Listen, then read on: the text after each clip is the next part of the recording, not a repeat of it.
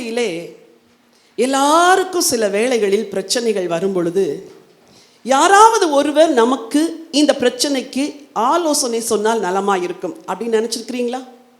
ஐயோ, இதுக்கு என்ன பண்ணுறதுனே தெரியல, யாராவது ஒருத்தர் நமக்கு கவுன்சில் பண்ணால் நல்லா இருக்குமே, யாராவது ஒருவர் ஆலோசனை சொன்னால் நலமாக இருக்குமே என்று நாம் பல வேளைகளில் நினைத்தது உண்டு. ஒரு புதிய காரியத்தை துவங்கும் பொழுது இது ஆண்டவருடைய சித்தமா சித்தம் இல்லையா என்று யாராவது நமக்கு சொன்னால் நலமாக இருக்குமே என்று நாம் நினைத்தது உண்டு.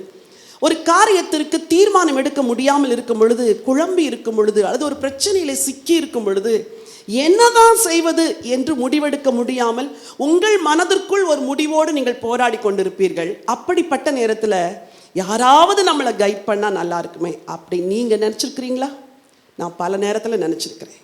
ரொம்ப ஏங்குவேன். ஒரு நல்ல மூத்த போதகர்கள், தகப்பனை போன்ற ஆவிக்குரிய தலைவர்கள் இருந்தால் நமக்கு எவ்வளோ நல்லா இருக்கும், அவங்க நமக்கு ஆலோசனை சொல்லுவார்களே என்று நினைத்த நேரங்கள் பல உண்டு. அப்படிப்பட்ட நேரத்தில் எல்லாம் தேவ சமூகத்தில் அமர்ந்து ஜெபிக்கும் பொழுது ஆண்டவரே வழி நடத்தி இருக்கிறார் பல முறை. ஹல்லேலூயா. சரி, இன்னைக்கு உங்களுக்கு ஒரு சுருக்கமான செய்தியை நான் பகிர்ந்து கொள்ள விரும்புகிறேன். வாசிக்கலாம். ஏசாயா தீர்க்கதரிசன புத்தகம் 28 அதிகாரம் 29 வசனம். இதுவும் சேனைகளின் கர்த்தராலே உண்டாகிறது, அவர் ஆலோசனையில் ஆச்சரியமானவர், செயலில் மகத்துவமானவர். இதுவும் சேனைகளின் கர்த்தராலே உண்டானது, அவர் ஆலோசனையில் ஆச்சரியமானவர், செயலில் மகத்துவமானவர். மகத்துவமானவர். எல்லாரும் சொல்லுங்க. அவர் ஆலோசனையில் ஆச்சரியமானவர், ஆலோசனையில் ஆச்சரியமானவர், செயலில் மகத்துவமானவர். அதாவது he is unique என்று சொல்வார்கள் அல்லவா? அவருக்கு நிகர் அவர்தான். அவரை மாதிரி கவுன்சில் பண்ண யாருமே கிடையாது.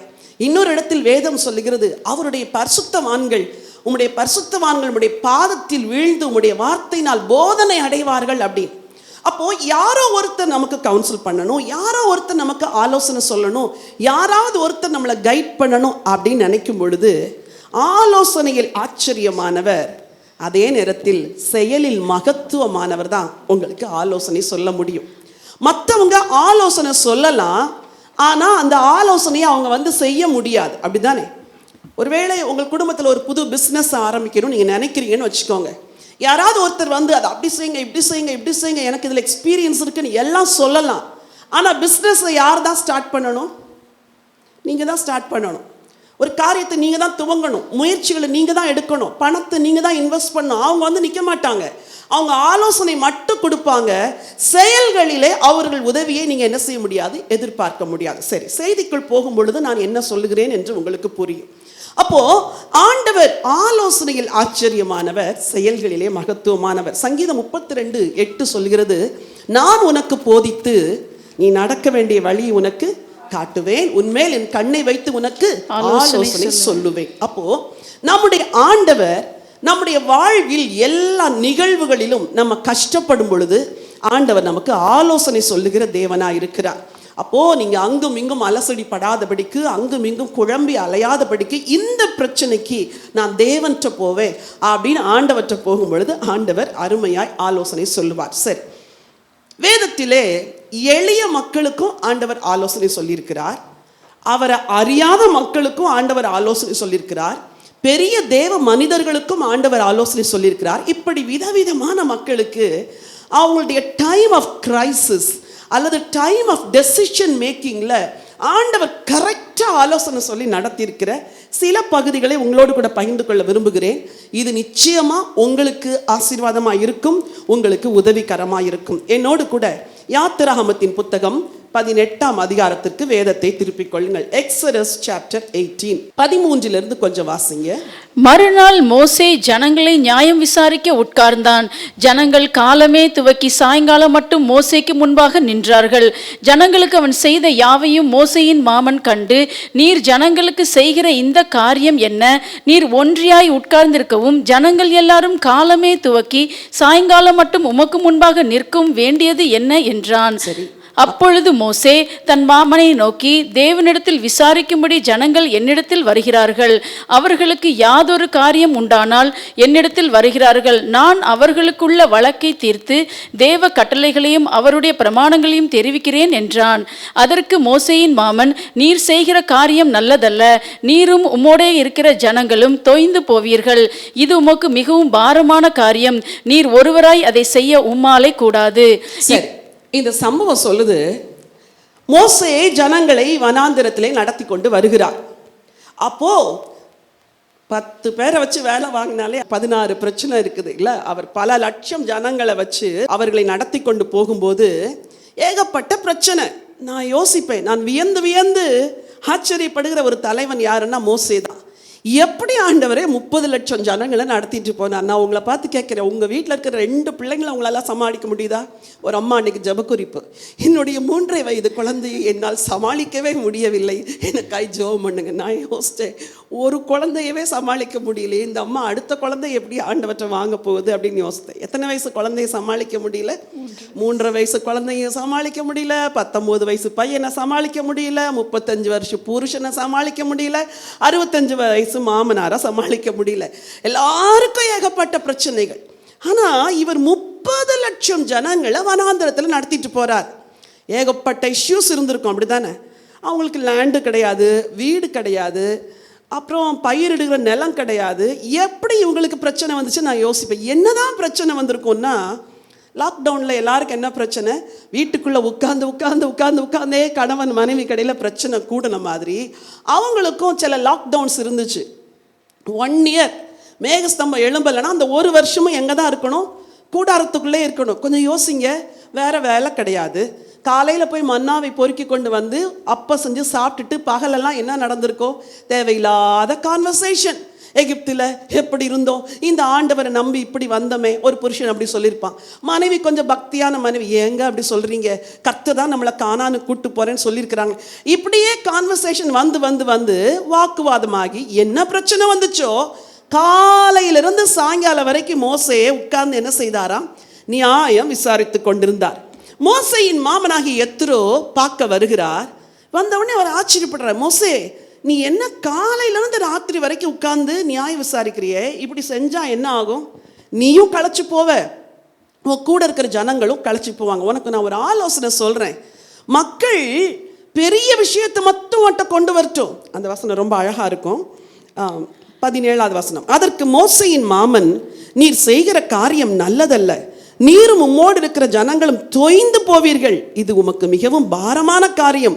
நீர் ஒருவராய் அதை செய்ய உம்மாலே கூடாது. இப்பொழுது என் சொல்லை கேளும், உமக்கு ஒரு ஆலோசனை சொல்லுவேன். I love that word. அவர் பெரிய பிலீவர்லாம் கிடையாது.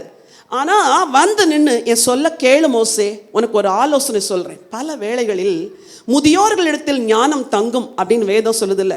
அவங்க ரட்சிக்கப்பட்ட முதியோரா ரட்சிக்கப்படாத முதியோரான்லாம் சில சமயம் நீங்க பார்க்கக்கூடாது. அவர்களிடத்தில் சில ஞானம் தங்கும். சில வயதானவர்களோடு உட்கார்ந்து பேச எனக்கு ரொம்ப விருப்பம். ஏன் தெரியுமா?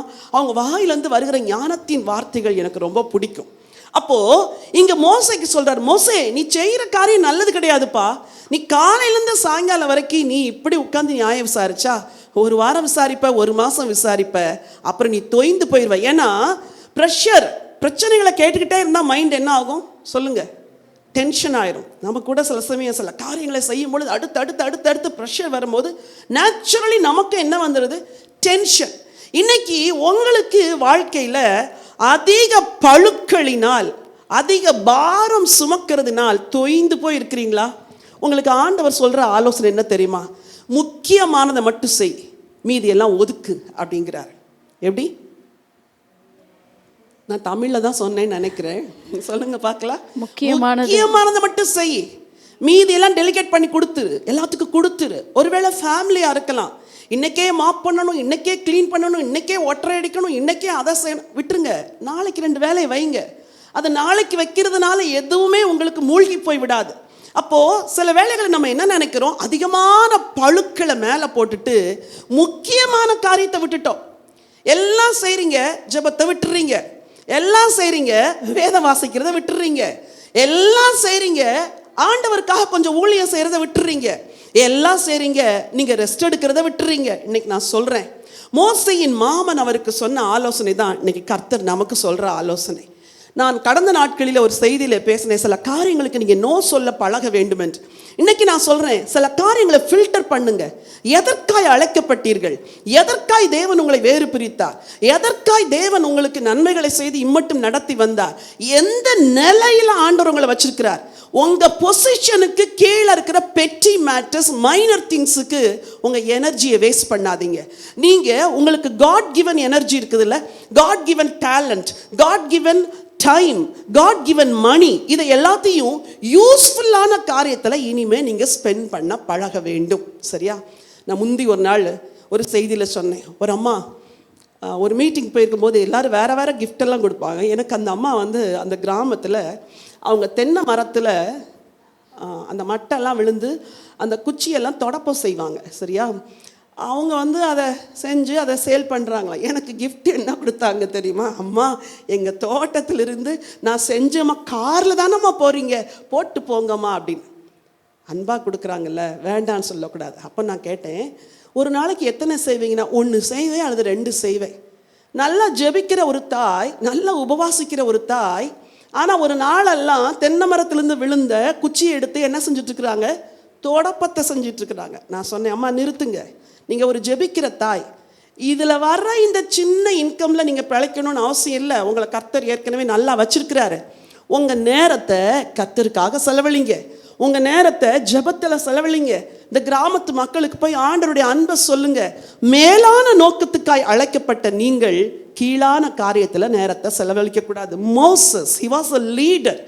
அவருடைய லீடர்ஷிப் பொசிஷன் வந்து வேற.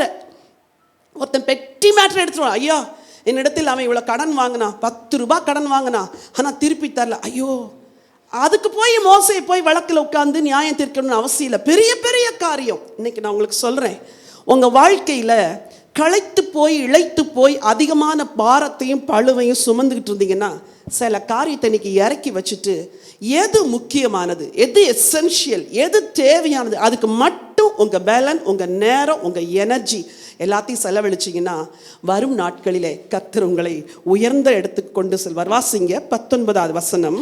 இப்பொழுது என் சொல்லை கேளும், உமக்கு ஒரு ஆலோசனை சொல்லுகிறேன். சொன்னது யாரு? மாமனார். மாமனார் மோசேயை விட ஆவிக்குரியவரா? ஆவிக்குரியவர் இல்லையா?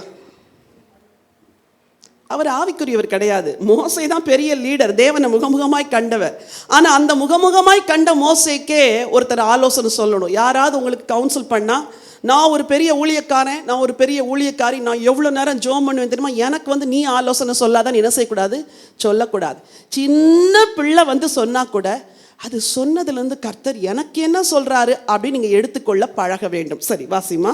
தேவனும் உம்மோடு கூட இருப்பார். நீர் தேவ சந்நிதியிலே ஜனங்களுக்காக இரும். நீ தேவ சந்நிதியிலே, சொல்லுங்க, நீங்க எதுக்கு அழைக்கப்பட்டீங்க தெரியுமா? தேவ சந்நிதியிலே ஜனங்களுக்காக. ஆண்டவர் எனக்கு ரொம்ப இடைப்பட்டார் இன்னைக்கு இந்த வசனத்தை கொண்டு. உன்னை ஏன் அழைச்சேன் தெரியுமா? என் சந்நிதியில ஜனங்களுக்காய் மன்றாட, ஜனங்களுக்காய் என்னிடத்திலிருந்து வார்த்தையை பெற்று ஜனங்களுக்கு கொடுக்க தான் உன்னை நான் அழைச்சேன். என்னை மட்டுமல்ல, உங்க எல்லாரையும் ஆண்டவர் அதுக்கு தான் அழைச்சார். தேவ சந்நிதியிலே நீர் ஜனங்களுக்காக இரும். விசேஷித்தவைகளை தேவனிடத்தில் கொண்டு போய், ஸ்பெஷலா இருக்கிறத மட்டும் நீ டீல் பண்ணு மோசஸ். நீ இந்த சின்ன சின்னதுலாம் உன் தலையிடாத. சின்ன சின்ன விஷயங்கள்லாம் விட்டுரு. நான் சொல்கிறேன், 5 ரூபாய் விஷயத்துக்கு போய் சண்டை போட்டுட்டு ஒரு தக்காளி பழத்துக்கு போய் சண்டை போடாதீங்க. சரியா? கடைக்கு போனீங்கன்னா பரவாயில்ல, விட்டுருங்க. சில காரியங்களை விட்டுறணும். விட்டுட்டு நீங்கள் விசேஷித்தவைகளுக்காக தேவ சந்நிதியில் இருக்கணும். சரி, கட்டளைகளையும் பிரமாணங்களையும் அவர்களுக்கு வெளிப்படுத்தி அவர்கள் நடக்க வேண்டிய வழியையும் அவர்கள் செய்ய வேண்டிய காரியத்தையும் அவர்களுக்கு தெரியப்படுத்தும். மோசஸ்க்கு எது தெரியுமா ஊழியம்? அவர்கள் நடக்க வேண்டிய வழி, அவர்கள் செய்ய வேண்டிய காரியம். சரி, நான் உங்களுக்கு இன்னைக்கு செய்தி உதாரணத்துக்கு சொல்கிறேன். உங்களுக்கு செய்தி கொடுக்க வரனே, நான் 9:55 வரைக்கும் நான் கிச்சனில் இருந்துட்டு பைபிளை தூக்கிட்டு நேராக ஓடி வந்தா உங்களுக்கு வேர்ட் ஆஃப் காட் வருமா? வரவே வராது. 3 நாளாக பிரசவ வேதனை பட்டுட்டு இருக்கிறேன். ஐயோ ஆண்டவரை என்ன பேசணும், ஆண்டவரை என்ன பேசணும், ஆண்டவரை என்ன, ராத்திரி படுக்கும் போது எவ்வளோ லேட்டு. அப்போது தேவனிடத்திலிருந்து வார்த்தை வாங்கி அதை உருவாக்கி இன்னைக்கு காலையில் ஒரு 3 மணி நேரம் உட்காந்து இந்த மெசேஜை ஒரு ஃபார்ம் பண்ணி ஜெபம் பண்ணி இதெல்லாம் செஞ்சுட்டு வந்தாதான் ஒரு கான்ஃபிடன்ஸ் இருக்குது. ஏன் தெரியுமா? நான் எதற்காக அழைக்கப்பட்டேன்? தேவ ஜனங்களுக்காக. நான் எதற்காக அழைக்கப்பட்டேன்? தேவ ஜனங்கள் நடக்க வேண்டிய வழியையும் அவர்கள் செய்ய வேண்டிய காரியத்தை அவர்களுக்கு சொல்லுவதற்கு. இன்னைக்கு உங்க ஒவ்வொருவருக்கும் நான் சொல்றேன், you are called for a very special purpose. மீன் மேட்டர்ஸ்க்கு, மீன் இஷ்யூஸ்க்கு உங்க பலன், உங்க நேரத்தை தயவு செய்து வீணடிக்காதீங்க. நான் ஒரு ஆலோசனை சொல்றேன் மோசே, கேளு மோசே. அப்புறம் சொல்றாரு 21, ஜனங்கள் எல்லாருக்குள்ளும் தேவனுக்கு பயந்தவர்களும் உண்மை உள்ளவர்களும் பொருளாசையை வெறுக்கிறவர்களுமான திறமையுள்ள மனிதரை தெரிந்து கொண்டு சொல்றாரு. நீ 4 கேட்டகரி, அதாவது பீப்புளை நீ செலக்ட் பண்ணணும். அவங்களுக்கு 4 குவாலிஃபிகேஷன் இருக்கணும். 1, அவங்க எப்படி இருக்கணும்? காட் ஃபியரிங்கா இருக்கணும். 2வது ஃபெய்த்ஃபுல்லா இருக்கணும். 3வது பொருளாசையை வெறுக்கிறவர்களா இருக்கணும். 4வது திறமையுள்ள மனுஷங்களா இருக்கணும். அப்போ அந்த கேட்டகரி பீப்புள் அவங்க தங்களை எப்படி வளர்த்திருக்கணும் தெரியுமா? அவங்க தேவனுக்கு பயந்தவர்களா இருக்கணும், உண்மை உள்ளவர்களா இருக்கணும், பொருளாசை வெறுக்கிறவர்களா இருக்கணும், திறமையுள்ள மனிதரா இருந்தாதான் மோசே அவர்களை தெரிந்து கொள்ளுவார். நீங்க மோசையா இருக்கலாம் அல்லது மோசைக்கு உதவியாளரா இருக்கலாம். நீங்க மோசையா இருந்தா பெரிய காரியத்துல மட்டும் வேற நேரத்தை செலவிடுங்க, சின்ன காரியத்தை விட்டுருங்க. நீங்க மோசையால தெரிந்து கொள்ளப்பட்டவர்களா இருந்தால் தேவனுக்கு பயப்படுகிறவர்களா இருக்கணும், உண்மை உள்ளவர்களா இருக்கணும், பொருளாசை வெறுக்கிறவர்களா இருக்கணும். அதுக்கு பிறகு திறமையுள்ளவர்களா உங்கள் திறமைகளை வளர்த்து கொள்ளுகிறவர்களா இருக்க வேண்டும். சிலருக்குள்ள திறமை அப்படியே இருக்குது, மங்கி போய் இருக்குது. கர்த்தர் கொடுத்த சில டேலண்ட்ஸ் எல்லாம் நீங்க டெவலப் பண்ணணும், வளர்த்து அதை ஆண்டவருக்காய் பயன்படுத்தணும். சரி மோசே, உனக்கு நான் சொல்றேன், ரொம்ப பழுவோடு இருக்கிறப்பா, தேவையில்லாதெல்லாம் விலைக்கு. சில வேளைகளில் உங்கள் மனசில் கூட 100 கவலை இருக்கும். இருக்கா? இப்போ கூட அப்படித்தான் சிஸ்டர் இருக்குது. 100 கவலை என்ன, 1000 கவலையை மனசில் வச்சுட்டு வந்திருக்கிறேன் அப்படி சொல்கிறீங்களா? சில காரியத்தை கவலைப்படக்கூடாதுன்னே நீங்கள் தீர்மானிக்கணும். புரியுதா? அதுக்காக ஜெபிக்கலையா, உபவாசிக்கல, அதெல்லாம் இல்லை. இது என் மைண்டில் இருந்து நான் எடுத்து போட போகிறேன். நான் இதை பற்றி கவலைப்பட போகிறதே இல்லை, நான் இதை நினைக்க போகிறதே இல்லை அப்படின்னு நீங்கள் டிசைட் பண்ணணும். அழுத்தங்கள் அதிகமாகும் பொழுது நான் பல வேளையில் என்ன செய்வேன்? கதவை பூட்டிட்டு பேசாமல் போய் படுத்து தூங்கிடுவேன். நீங்கள் நினைக்கலாம் சிஸ்டர் ஜெபம் பண்ணுவாங்கன்னு. ஜெபம் பண்ணதுக்கு ஒரு நேரம் இருக்குது. ஆனால் என்னால் தாங்க முடியாத ப்ரெஷர் வரும் பொழுது டோரை ஷட் பண்ணிவிட்டு உள்ளே போய் நீட்டாக ஒரு 1 hour தூங்கி எழும்பின உடனே மைண்டு எப்படி ஆயிரும் தெரியுமா? ஃப்ரெஷ் ஆயிரும். அப்போ அதிலிருந்து கொஞ்சம் ஃப்ரெஷ்ஷான உடனே டிசைட் பண்ணும், நோ, தேவையில்லாத காரியத்துக்குலாம் நான் என்ன செய்யக்கூடாது? கவலைப்படக்கூடாது. இன்னைக்கு அநேகருடைய வாழ்க்கையில் இருதயம் அழுத்தப்படுறது காரணம் என்ன தெரியுமா?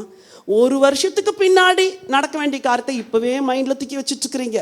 புருஷன் ரட்சிக்கப்படலை தான், பிள்ளை ரட்சிக்கப்படலை தான், வீட்டில் கஷ்டம்தான். நீங்கள் கவலைப்படுறதுனால ஏதாவது நடக்க போகுதா? சான்ஸே இல்லை, நடக்க போகிறதே இல்லை. ஆனால் சரி ஆண்டவரே, இதை பற்றி கவலைப்பட மாட்டேன், இதை பற்றி கவலையே பட மாட்டேன், வச்சிடுறேன் ஆண்டவரே. அப்படி உங்கள் மைண்டை கொஞ்சம் மாற்றிட்டு கவனத்தை செலுத்த வேண்டியதுக்கு மட்டும் நீங்கள் என்ன செய்யணும்? கவனத்தை செலுத்த வேண்டும். சரி, இதை ஏன் நான் இவ்வளோ வலியுறுத்தி சொல்கிறேன்னா, சிலருடைய சிந்தையில் நிறைஞ்சிருக்கிறதெல்லாம் என்னது? பாரம் பாரம் பாரம் பாரம். சரி, ஒரு வசனத்தை வாசிங்க, 22.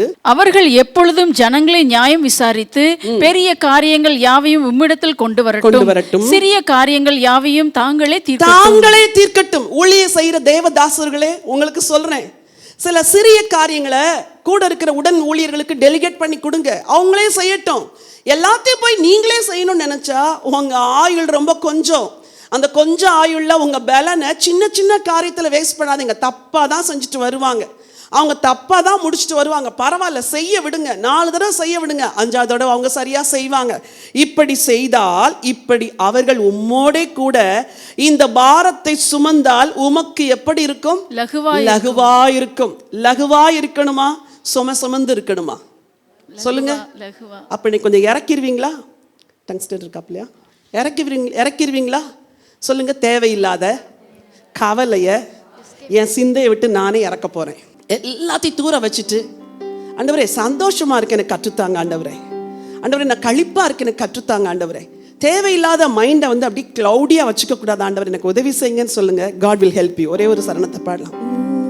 கர்த்தர் மேல் பாரத்தை வைத்து விடு, கலங்கி தவிக்காதே,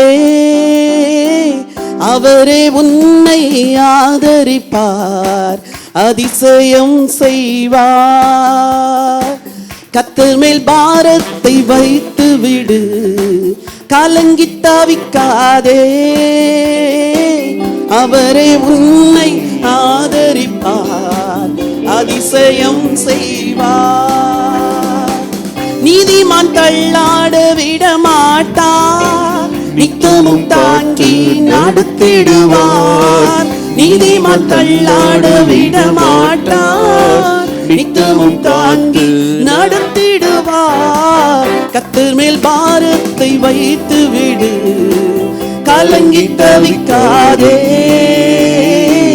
அவரே உன்னை ஆதரிப்பார், அதிசயம் செய்வார். தகப்பனும் தாயும் கைவிட்டாலும் அவரே உன்னை அணைத்துக் கொள்வார்.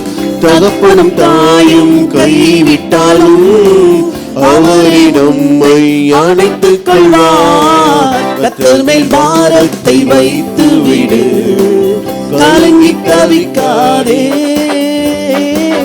அவரே உன்னை ஆதரிப்பார், அதிசயம் செய்வார். ஹல்லேலூயா, ஹல்லேலூயா. ஆண்டவர் மேல பாரத்தை வச்சுட்டு மீதி எல்லாத்தையும் தூக்கி தூர போட்டுட்டு லகுவாய் வாழ பாருங்கள். வாழ்க்கை மிக இன்பமானது. நம்ம பல நேரத்தில் தூக்கி சுமந்து துன்பமாகவே வாழ்ந்துட்டு இருக்கிறோம். இன்னைக்கு கர்த்தர் உங்களுக்கு ஆலோசனையில் ஆச்சரியமானவர். பாரத்தை அவர் மேலே வச்சுட்டா அந்த பாரத்தை அவரே எடுத்து செயலில் மகத்துவமானவர். அதுக்கு ஒரு முடிவை கொண்டு வந்து விடுவார். அப்போ நம்ம சந்தோஷமாக வாழ முடியுமா? சரி.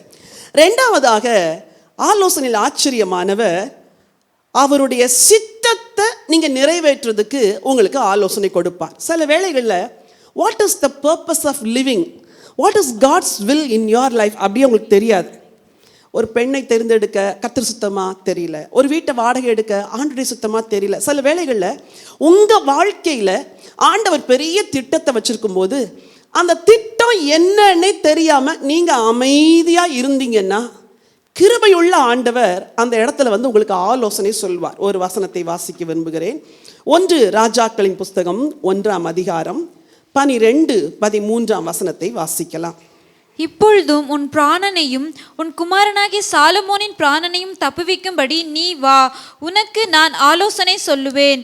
நீ தாவீது ராஜாவினிடத்தில் போய், ராஜாவாகிய என் ஆண்டவனே, எனக்கு பின் உன் குமாரனாகிய சாலமோன் ராஜாவாகி அவனே என் சிங்காசனத்தின் மேல் வீற்றிருப்பான் என்று நீர் உமது அடியாளுக்கு ஆணையிடவில்லையா? அப்படி இருக்க அதோனியா ராஜாவாகிறது என்ன என்று அவரிடத்தில் கேள். சரி, இந்த சம்பவம் உங்க எல்லாருக்கும் நல்லா தெரியும். முதல் வசனம் வாசிங்க. தாவீது ராஜா வயது சென்று விருத்தாப்பிரியன் ஆனபோது வஸ்திரங்களினால் அவனை மூடினாலும் அவனுக்கு அனல் உண்டாகவில்லை. தாவீது ஆட்சிக்கு வந்து 40 வருஷங்கள் அரசாட்சி செய்தார். யுத்தங்களை செய்தார், ஜனங்களுக்கு நியாயம் செஞ்சார், எல்லாம் செஞ்சார். ஒரு எண்ட் டைம் அவருக்கு வந்துருச்சு. எல்லாருக்கும் ஒரு எண்ட் டைம் வருமா?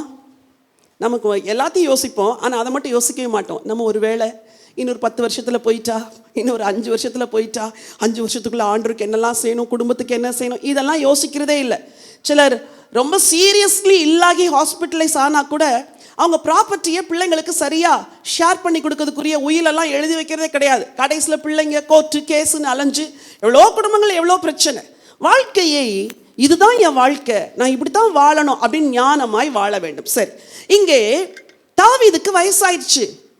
அப்போ தாவீது படுக்கையில் படுத்திருக்கிறாரு. வயது சென்று விருத்தாப்பியனான போது வஸ்திரங்களினால் அவனை மூடினாலும் அவனுக்கு அனல் உண்டாகவில்லை. அதாவது பாடியெல்லாம் கோல்டாகி வயது முதிர்ந்த ஒரு நிலைமை, சீக்கிரமே அவருக்கு வயசாயிடுச்சு. சரி, அப்போ இருக்கிற பீரியட்ல ஆண்டவர் ஏற்கனவே தாவீதுட்டு என்ன சொன்னார்னா, சாலமோன் தான் ராஜாவாவாரு அப்படின்னு ஆண்டவர் ஏற்கனவே சொல்லியிருக்கிறார். 2 சாமுவேல் 7ஆம் அதிகாரம் 12-13, 1 நாளாகமம் 28:4-5 இந்த 2 வசனங்கள் வாசிக்கலாம். உன் நாட்கள் நிறைவேறி நீ உன் பிதாக்களோட நித்திரை பண்ணும்போது நான் உனக்கு பின்பு உன் கற்ப பிறப்பாகிய உன் சந்ததியை எழும்ப பண்ணி அவன் ராஜ்யத்தை நிலைப்படுத்துவேன். சரி, ஆண்டவர் வந்து ப்ராமிஸ் பண்ணார். 2 சாமுவேல் 1 நாளாகமம் 28:4-5 வாசிங்க. இப்போதும் இஸ்ரவேல் அனைத்தின் மேலும் என்றைக்கும் ராஜாவா இருக்க இஸ்ரவேலின் தேவனாகிய கர்த்தர் என் தகப்பனுடைய வீட்டாரில் எல்லாம் என்னை தெரிந்து கொண்டார். நல்லா கவனிங்க. ஆண்டவர் தாவீதுக்கு சொன்னாரு, உன் கர்ப்ப பிறப்புல ஒருவனை சிங்காசனத்துல வைப்பேன். முதலே சொல்லிட்டார், சித்தம். 2வது சாலமோனுக்கும் தெரியும் தன்னுடைய தகப்பன் தனக்கு சொல்லியிருந்தார். அவருடைய தகப்பன் சொல்லியிருந்தார், நீ தான் சாலமோன், எனக்கு பிறகு ராஜாவாக வருவாய் என்று.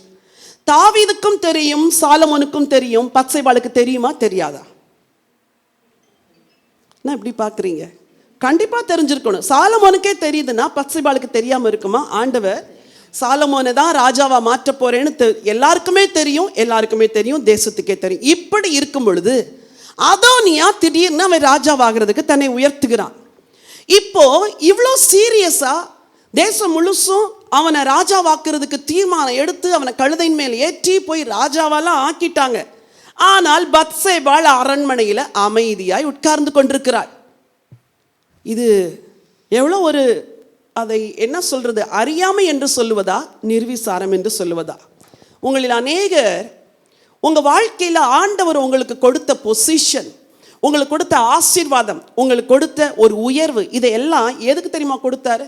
உங்களுக்கு கொடுத்த கனெக்ஷன், உங்களுக்கு கொடுத்த குட் பீப்புள், உங்களுக்கு கொடுத்த ஐஸ்வர்யம், உங்களுக்கு கொடுத்த வசதி, உங்களுக்கு கொடுத்த ஞானம், உங்களுக்கு கொடுத்த எல்லா கிஃப்ட்ஸையும் ஏன் கொடுத்தாரு தெரியுமா? To use it for God's kingdom.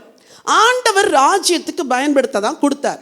இந்த பத்சேபாள் இன்னொருவனுடைய மனைவியா இருந்தார். இப்ப அரண்மனையில யாரா இருக்கிறாங்க? ராஜாத்தியா இருக்கிறாங்க. அவங்களுக்கு தெரியும் தாவீதுக்கு வயசாயிருச்சு, அவங்களுக்கு தெரியும் சாலமோன் தான் ராஜாவாகணும்னு. ஆனா அமைதியா, நம்ம ஊர் பாஷையில கம்முன்னு உட்கார்ந்துட்டு இருந்தாங்கல்ல, அமைதியா உட்கார்ந்துட்டு இருக்கிறாங்க. நாத்தான் வருகிறார், வேகமா வந்து பேசுறார். உனக்கு தெரியாதா, இதெல்லாம் தெரியாதா என்று அவருக்கு புத்தி சொல்லுகிறார். அப்புறம் சொல்றாரு, நீ உடனே எழும்பு. அந்த வசனத்தை வாசிக்க விரும்புகிறேன். 1 ராஜாக்கள் 1:12. இப்பொழுதும் உன் பிராணனையும் உன் குமாரனாகிய சாலமோனின் பிராணனையும் தப்புவிக்கும்படி நீ வா, உனக்கு நான் ஆலோசனை சொல்லுவேன். இப்பொழுதும் அதோனியா ராஜாவான உடனே முதல் வேலை என்ன செய்வார்? யாரை கொலை செய்வார்? சாலமோனை கொலை செய்வார். ஏன்னா நிச்சயம் தெரியும் சாலமோன் தான் அடுத்து தாவீதுக்கு பிறகு ராஜாவன். அப்போ சாலமோனை கொலை செய்தால் யாரையும் கொலை செய்வார்? பத்சேபாள். இவ்வளத்தையும் தெரியாம ஒரு பெண் அரண்மனையில் அமைதியா சாப்பிட்டுக்கிட்டு தூங்கி எந்திரிச்சு உட்கார்ந்துட்டு இருக்கு. நாத்தான் வருகிறான். இப்போ வா, உனக்கு ஒரு ஆலோசனை சொல்றேன். பத்சேபாளே, நீ மௌனமா இருக்கக்கூடாது. உன் ஜீவனும் தப்பு வைக்கப்படணும், உன் மகன் சாலமோனுடைய ஜீவனும் தப்பு வைக்கப்படணும். நீ எழும்பி அகத்தியமாய் போய் நீ ராஜாட்ட பேசு அப்படிங்கிறார். வாசியுங்கள் அடுத்த வசனம். நீ தாவீது ராஜாவினிடத்தில் போய், ராஜாவாகிய என் ஆண்டவனே, எனக்கு பின் உன் குமாரனாகிய சாலமோன் ராஜாவாகி அவனே என் சிங்காசனத்தின் மேல் வீற்றிருப்பான் என்று நீர் உமது அடியாளுக்கு ஆணையிடவில்லையா?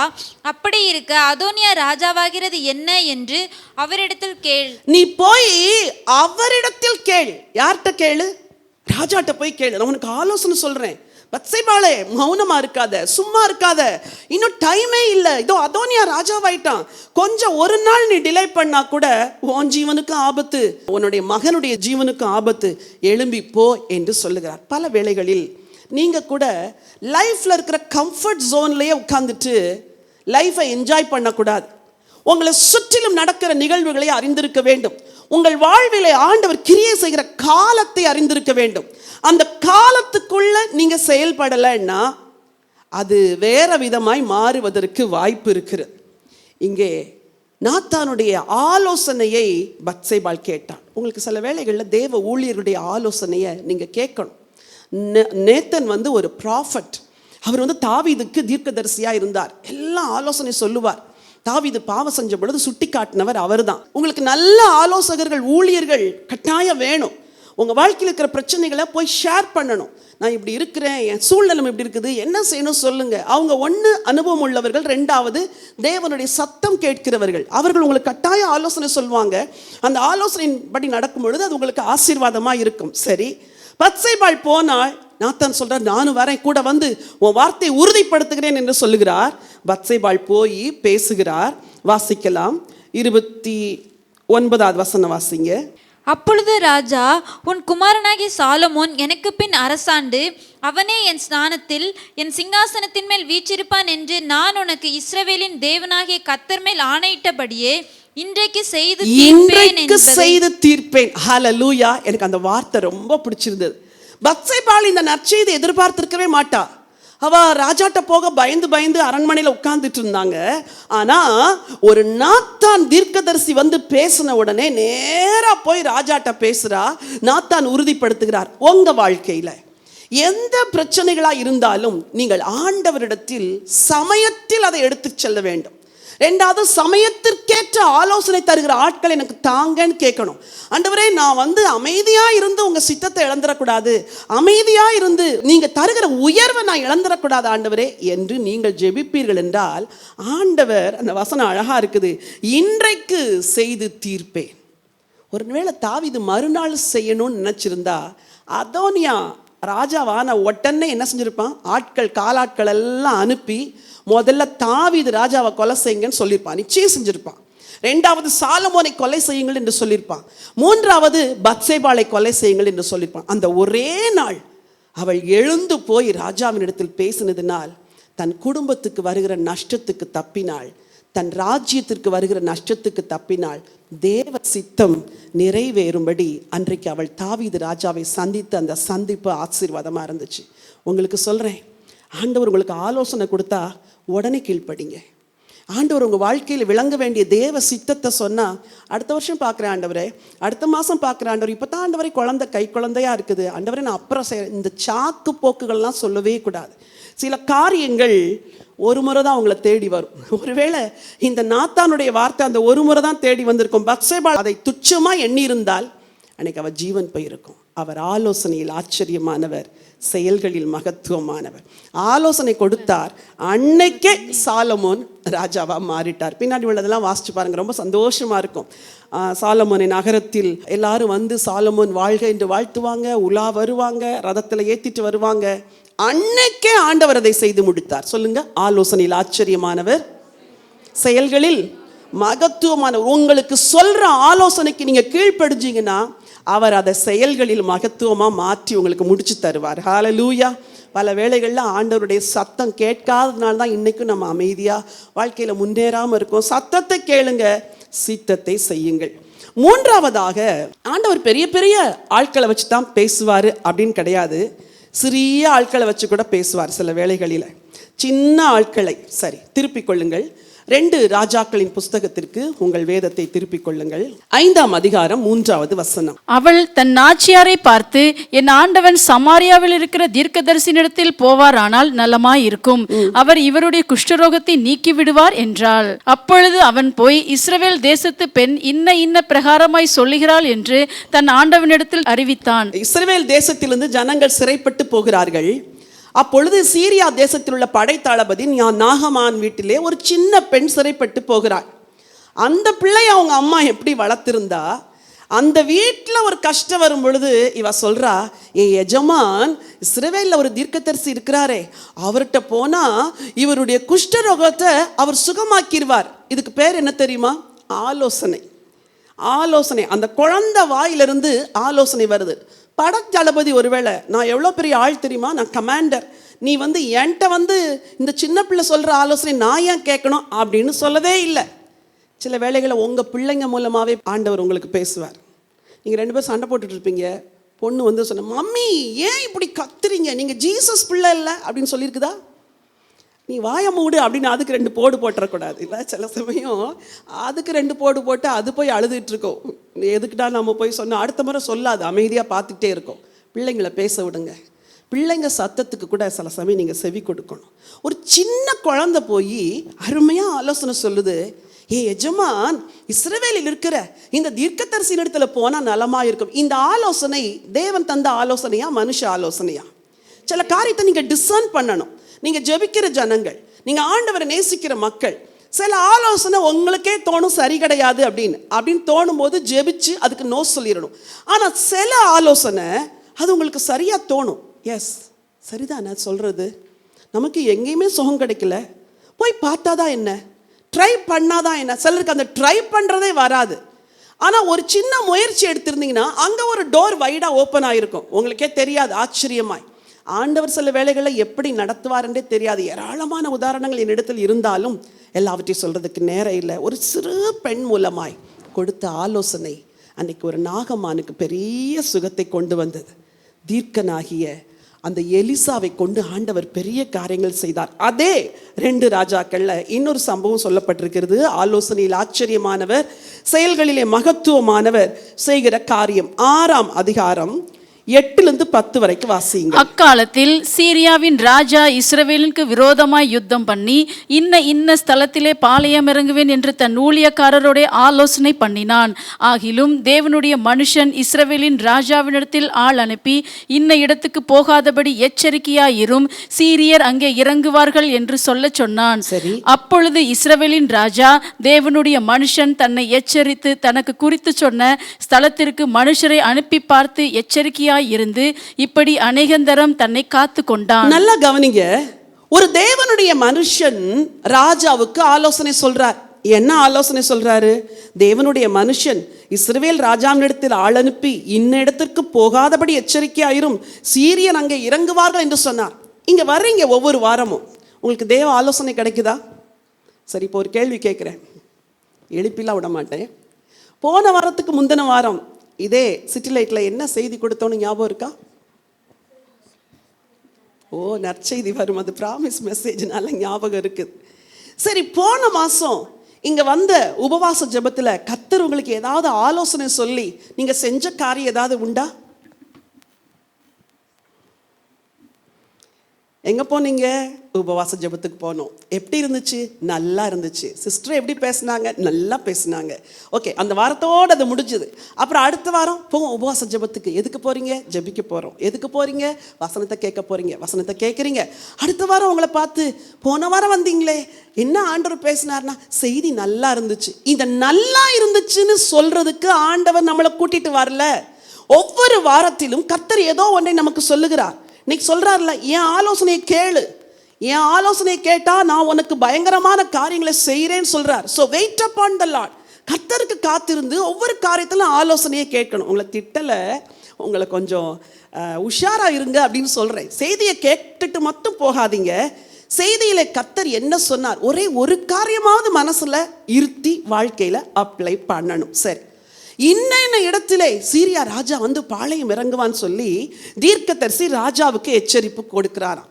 அந்த ராஜாவுடைய பாளையத்துல ஒரே குழப்பம். யாருடாப்பா நம்ம செய்தியை போய் அவனுக்கு சொல்றது?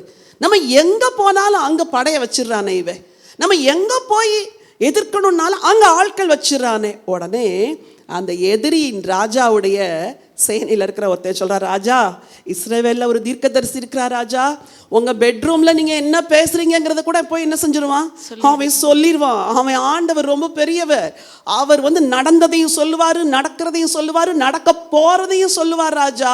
அந்த தேவன் பெரியவர் என்று சொன்னான். உங்களுக்கு அவர் தேவனா இல்லையா? உங்களுக்கும் அவர் தேவன் தான். உங்களை சுத்தி என்ன ஆபத்து வரப்போகுது என்பதை சொல்லுகிற ஒரு தேவன். ஒவ்வொரு நாளும் கேட்கணும், ஆண்டவரே எங்களை சோதனைக்கு உட்படாமல் தீமை நின்று எங்களை ரட்சித்து காத்துக்கொள்ளுங்க ஆண்டவரே. எனக்கு ஏதாவது சோதனை வந்தால் முதல்ல சொல்லிடணும் ஆண்டவரே. என் ஜபங்களில் ஒரு ஜபம் அது, ஆண்டவரே எனக்கு ஏதாவது ஆபத்து வருதுன்னா எனக்கு முதல்ல சொல்லிடுங்க ஆண்டவரே. என் குடும்பத்தில் ஏதாவது ஒரு கஷ்டம் வருதுன்னா எனக்கு முதல்ல சொல்லுங்க. இப்படிலாம் நான் எத்தனையோ நாள் ஜெபிச்சிருக்கிறேன் ஆண்டவர்கிட்ட. முதல்ல சொல்லி என்னை ஜெபிக்கவும் வச்சிருங்க ஆண்டவரே. நீங்கள் எல்லாரும் ஆலோசனையில் ஆச்சரியமான அந்த கர்த்தரிடத்துல, ஆண்டவரே என் குடும்பத்துக்கு வேண்டிய சகல ஆலோசனைகளையும் நீங்கள் தாங்கப்பா. அப்படி அமைதியாக இருப்பீங்க. திடீர்னு ஒரு தாட் வரும், திடீர்னு ஒரு தாட்டு. அப்புறம் அந்த தாட்டை கன்ஃபார்ம் பண்ணுற மாதிரி சில காரியம் நடக்கும். அப்போ புரிஞ்சுக்கணும், ஓ இந்த தாட் வந்து காட் கிவன் தாட், ஆண்டவர் கொடுத்தாரு. இந்த எண்ணத்தின்படி தான் ஆண்டவர் நடத்துவார். அந்த தாட்டை யாரோட ஷேர் பண்ணணுமோ நீங்கள் ஷேர் பண்ணும்போது அப்புறம் அது செயலாக்கமாய் மாறும். ஃபேமிலியில் பல வேளைகள் அப்படி நடக்கும். நிச்சயமாக நான் சொல்கிறேன், நீங்கள் அவைலபிளாக இருந்தால் ஆண்டவர் ஆலோசனையில் ஆச்சரியமானவர். இந்த தீர்க்கனை கொண்டு அவர்களை காத்தது போல உங்கள் குடும்பத்தை காப்பாற்றுவார். நான் சொல்கிறேன், உங்கள் குடும்பத்துக்கு நீங்கள் தான் காவலாளி, உங்கள் ஃபேமிலிக்கு நீங்கள் தான் வாட்ச்மேன், வாட்ச் உமன். நீங்கள் தான் வரப்போகிற ஆபத்துகளெல்லாம் கண்டறிஞ்சு ஆண்டவர் தருகிற ஆலோசனையை கேட்டு ஜெபிச்சு தீங்குகளை வீட்டுக்குள்ளே வர முடியாதபடி என்ன செய்யணும், தடுக்க வேண்டும். முதல்ல சொன்னேன், அதிக பழுக்களை சுமந்து கொண்டிருந்த மோசேக்கு ஆண்டவர் ஆலோசனை கொடுத்து பழுவிலிருந்து விடுதலை கொடுத்தார். ரெண்டாவது நான் சொன்னேன், ஆண்டவரின் சித்தத்தை அறியாதிருந்த பத்சேபாளுக்கு நாத்தான் மூலமாய் ஆலோசனை கொடுத்து அந்த ஆலோசனையை நிறைவேற்றினார். இங்கே ஒரு சிறு பெண் நாகமானுக்கு போய் ஆலோசனை சொல்லி அந்த ஆலோசனையை வச்சு அந்த நாகமானை சுகமாக்கினார். இந்த இடத்துல தீர்க்கதரிசியை கொண்டு ராஜாவுக்கு ஆலோசனை கொடுத்து ஆண்டவர் அந்த தேசத்தையே காப்பாற்றினாராம். உங்களை காப்பாற்றுவாரா, காப்பாற்ற மாட்டாரா? நிச்சயமாய் காப்பாற்றுவார். கடைசியாக ஒரே ஒரு வசனத்தை நான் வாசித்து உங்களுக்காய் ஜெபிக்க விரும்புகிறேன். மத்தேயு எழுதின சுவிசேஷம் 1ஆம் அதிகாரம் 19-20 வசனங்களை வாசியுங்கள். அவள் புருஷனாகிய யோசேப்பு நீதிமானாய் இருந்து அவளை அவமானப்படுத்த மனதில்லாமல் ரகசியமாய் அவளை தள்ளிவிட யோசனையாய் இருந்தான். அவன் இப்படி சிந்தித்துக் கொண்டிருக்கையில் கர்த்தருடைய தூதன் சொப்பனத்தில் அவனுக்கு காணப்பட்டு, தாவீதின் குமாரனாகிய யோசேப்பே, உன் மனைவியாகிய மரியாளை சேர்த்து கொள்ள ஐயப்படாதே, அவளிடத்தில் உற்பத்தியாய் இருக்கிறது பரிசுத்த ஆவியினால் உண்டானது. நல்லா கவனிங்க. யோசேப்பு யாரு? ஒரு நீதிமான். ஆனா அந்த நீதிமானுக்கு காட்ஸ் வில் தெரியல. அவர் மனுஷிக கண்கள்ல பார்க்கிறார் மரியாளை. ஐயோ, இவள் கர்ப்பவதி ஆயிட்டா, இது வெளியே நான் இவளை அவமானப்படுத்த மனசு இல்லை. நீதிமான் யோசிக்கிறான், இவளை அவமானப்படுத்தக்கூடாது.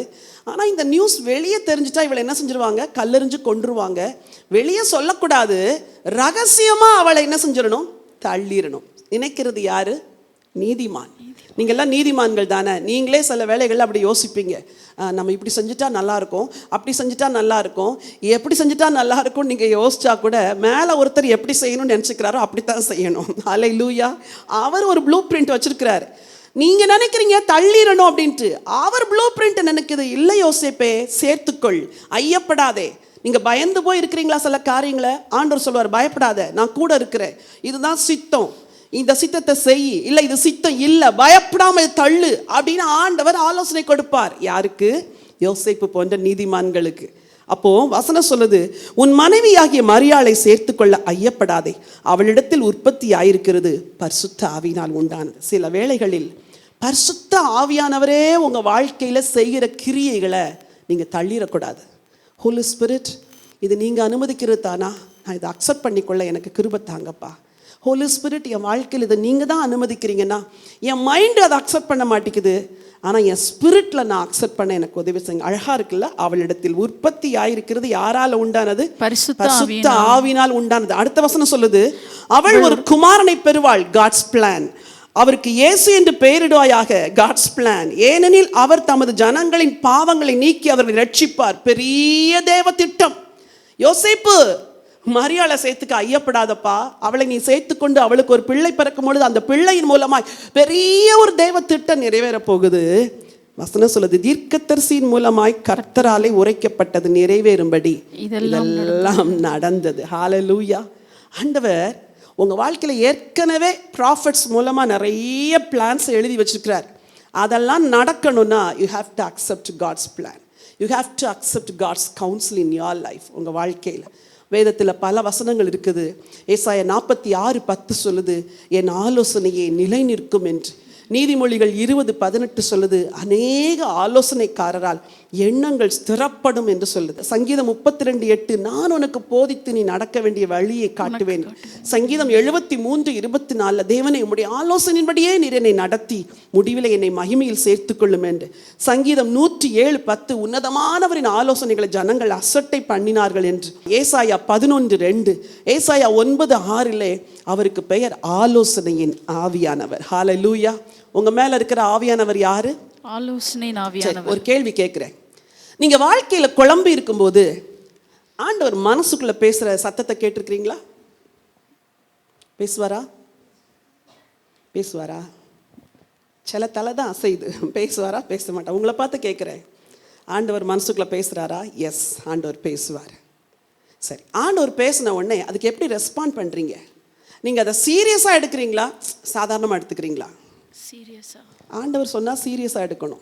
சரி, அது ஆண்டவர் சொன்னதுதான் அப்படின்னு உங்களுக்கு எப்படி தெரியும்னா, பைபிள்ல வேர்ட் ஆஃப் காட் மூலம் ஆண்டவர் கன்ஃபார்ம் பண்ணுவார்.